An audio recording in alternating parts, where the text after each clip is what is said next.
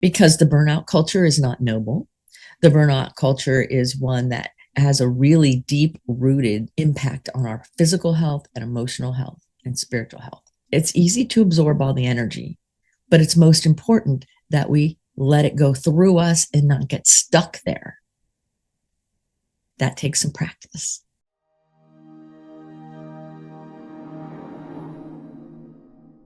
Burnout culture and how gifted and neurodivergent adults can reconstruct our rest. Hi, friends, it's Dianne here at Someone Gets Me, and today we're talking about burnout and how we can change the way we rest. As gifted and neurodivergent adults, we have a different way of doing things. You already know that, or you wouldn't even be listening to me, right? We do things differently, and we are in the minority. Now, there's more and more people struggling with attention and things like that that might look like some of the situations we have.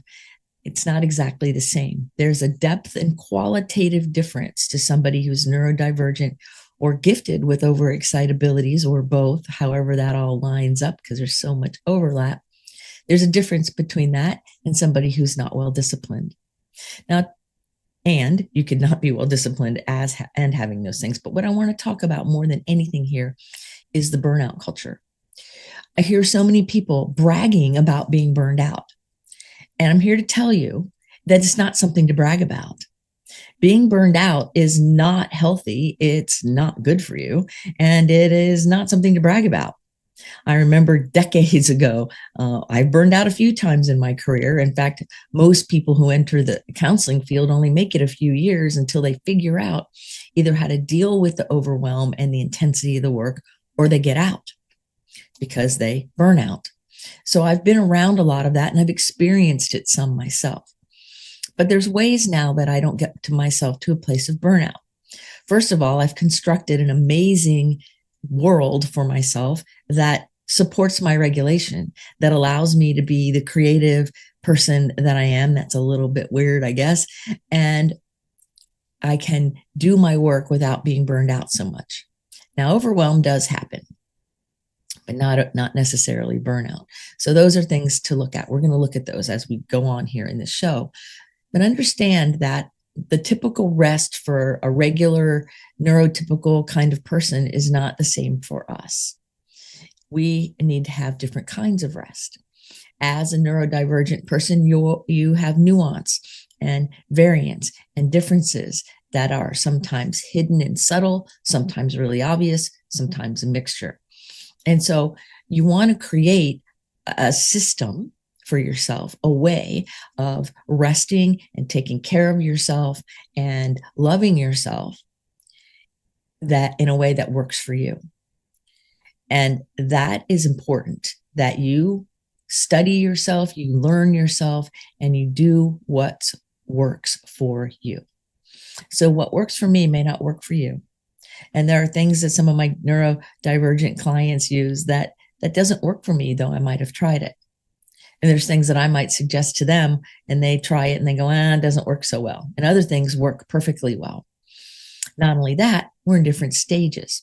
So something may not work for you today, but it might work for you in a year or 2 or 3 or even next month. So always be open to what all the options and possibilities are, because we never really quite know until we try it on. I kind of look at these rest strategies as like going clothes shopping, right? Some things look perfect on the hanger and you try them on and they don't look good at all. Get it off, right?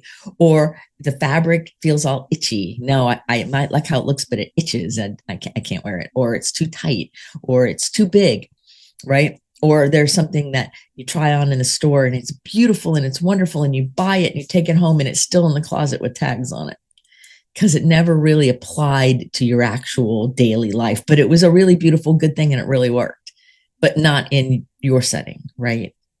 So there's all different ways. So I kind of think about it as clothes shopping, because I have all those examples and then some, right?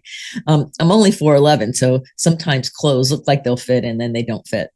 Or sometimes I drag my tall friends around and have them try on clothes so I can have the joy of seeing how beautiful that outfit might look, even though it would never look good on me because I'm too short.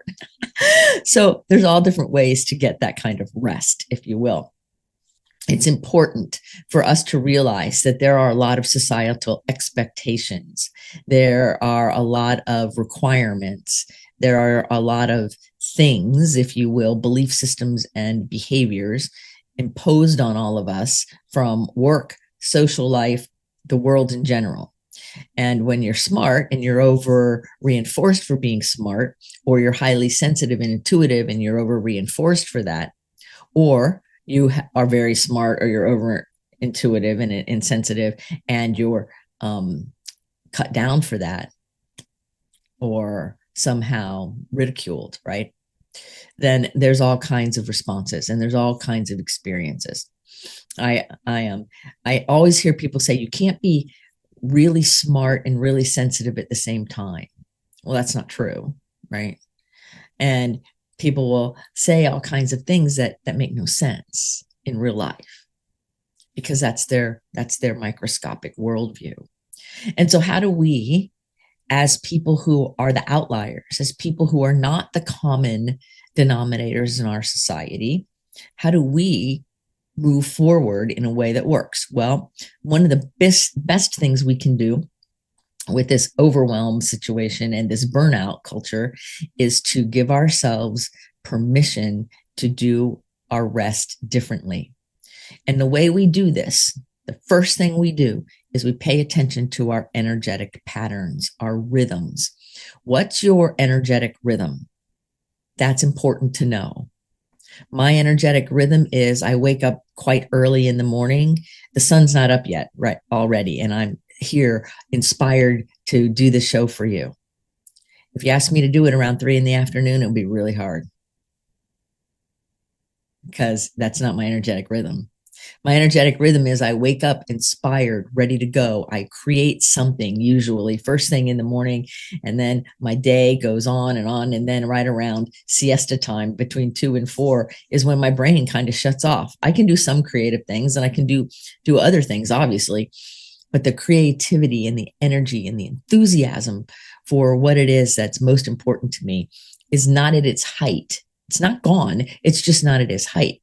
And then, of course, in the early evening, it picks back up again. So it's like high creativity, kind of rest, different little kinds of feelings, and then high creativity again.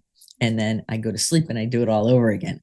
So I have two big places where high creativity happens and other places in the day where all other different kinds of energies happen. And so that's my energetic rhythm. So I know if I want to create something really amazing or I have a really nice idea about something, that if I follow my energetic rhythms, it's more friendly to my neurology. It's more friendly to my biology than to try to push and force in a situation that doesn't necessarily work, because pushing and forcing creates burnout. Avoidance creates the overwhelm. So when you learn your energetic rhythm, you can then begin to do your life in concert with that. And it is a concert. There's many different instruments. There's many tempos. There's a lot happening. And still, the music is playing. So what part of the concert are you in, right? I always love the beginning when it's just get it all on stage and it's great. And then I also love the very height near the end and how most really good musicians bring you to this great emotional setting, and then they lovingly drop you back into reality. Well, that's how I do my world, right? I've learned that pattern works really well for me. And I picked up on that a little bit from my own paying attention and documenting what it is, and also from a lot of the musicians I work with. When I go to their performances and I listen and I go, oh, look, that is a magical thing. So it's natural for my system. What's natural for your energetic rhythm? Have you studied yourself? Have you paid attention to what works best for you? Are you trying to fit into a world and a system that isn't aligned with your energetic rhythm? That could be causing burnout. It could be causing overwhelm, frustration, anxiety, flatness, depression. It matters that as a gifted person, you honor your energetic rhythms in an important way. You also want to begin to take care of burnout by really claiming your identity and your sovereignty. Like sometimes people will laugh at my ups and downs or my creative bursts, and I say, well, that's how my system works, and I'm just going with it.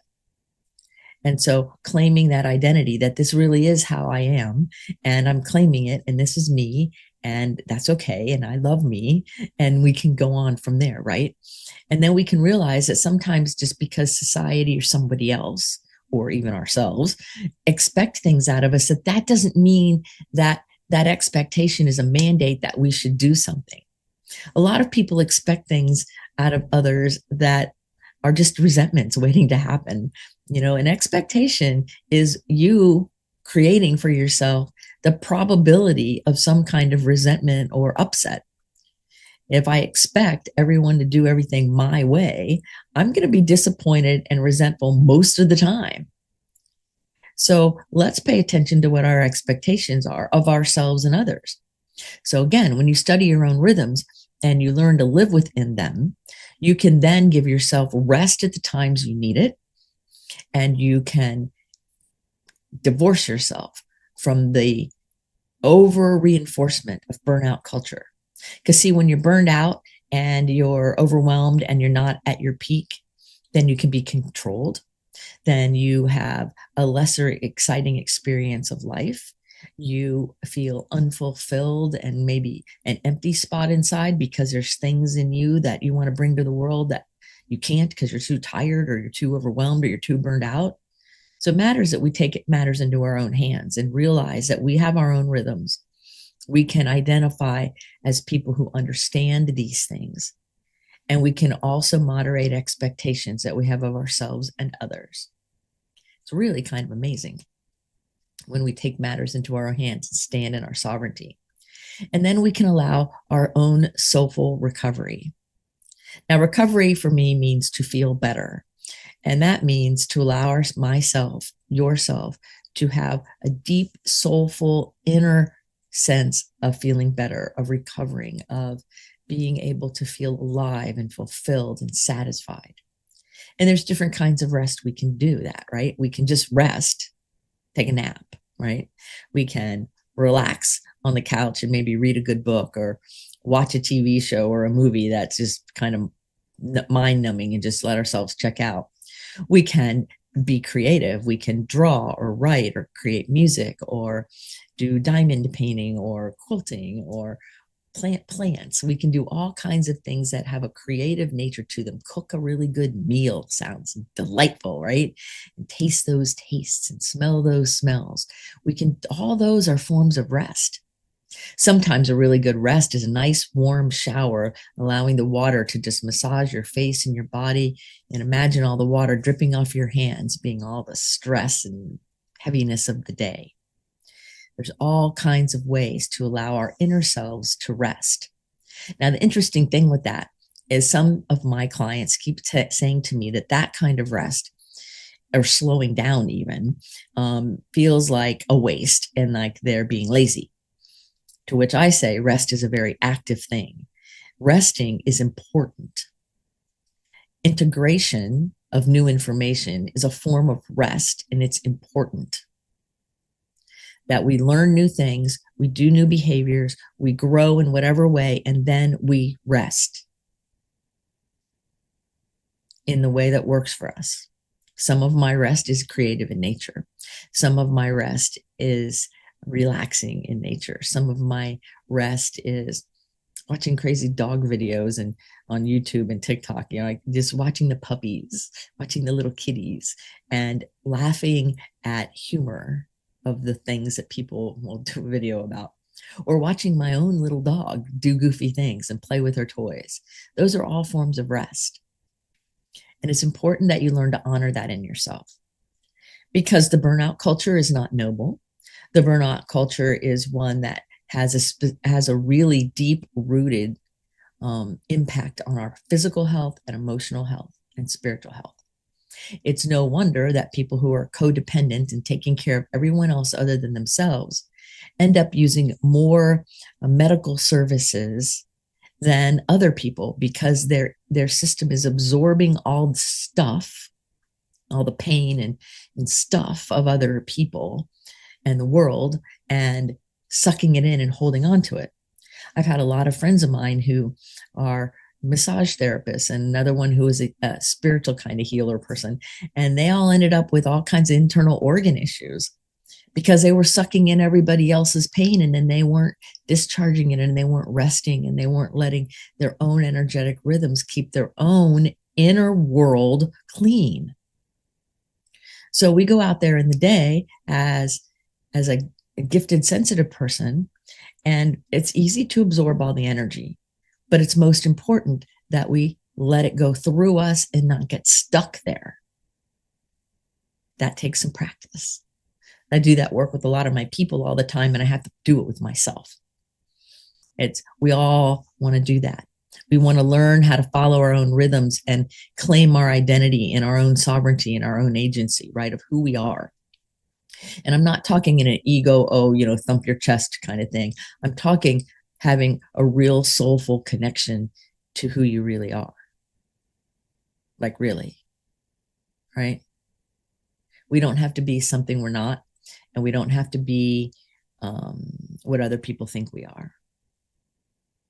All we have to do is allow ourselves to follow our own inner rhythm and our own inner guidance, and stand in our sovereignty with who we are, and realize that the expectations of others, and maybe old expectations we have of ourselves, may or may not have any place.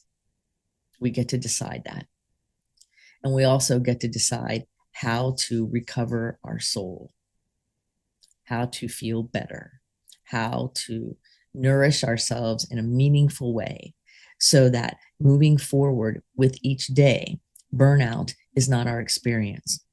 Overwhelm is not the constant reality of a gifted, amazing, creative being that you are. So if you're experiencing a ton of overwhelm or burnout and you've had it, call me. I'll be glad to help you. Seriously. Let's not be in a position where you go into the next season of your life carrying the old burnout, the old overwhelm, the old stuff. You have a right to be free and clean and beautiful from the inside out. You have a right for your light to shine in a way that not even you have totally seen yet. And you have a right to stand in your own identity and live by the rhythms that work for you, just like everybody else. You do. So I invite you, and I invite all of us to really pay attention to our own rhythms and allow ourselves to be free of the burnout culture, to be free of the idea that we have to live in fear and overwhelm all the time, because we don't. Take time every single day to allow your inner landscape to be loved and taken care of and bloom in the way you're meant to, free of the expectations and comparisons of anybody else, because you're a unique, beautiful creature here with a unique, beautiful, amazing mission. So dig deep within those rhythms, go in there, see what's cool in that inner landscape, and then decide how you want to bring it out and bring something beautiful, that part of you that is magical, to the world. And when many of us do that, we have an even more vibrant, amazing, beautiful life. So I hope this episode has inspired you to say no thank you to the burnout culture, to say no thank you to chronic overwhelm, to allow yourself to be you in your own rhythm and patterns, learning who you are from the inside out, so you can be everything that your heart's desires. And you can be happy and live in a way that matches who you are on the inside. So you can live your life from the inside out. Until the next episode of Someone Gets Me, remember to keep your face to the sun so the shadows fall behind you, because you're a rock star. You're here on purpose with a mighty purpose. So go out there in the world Be your magical, amazing self. And until the next episode, this is Dianne saying, be well.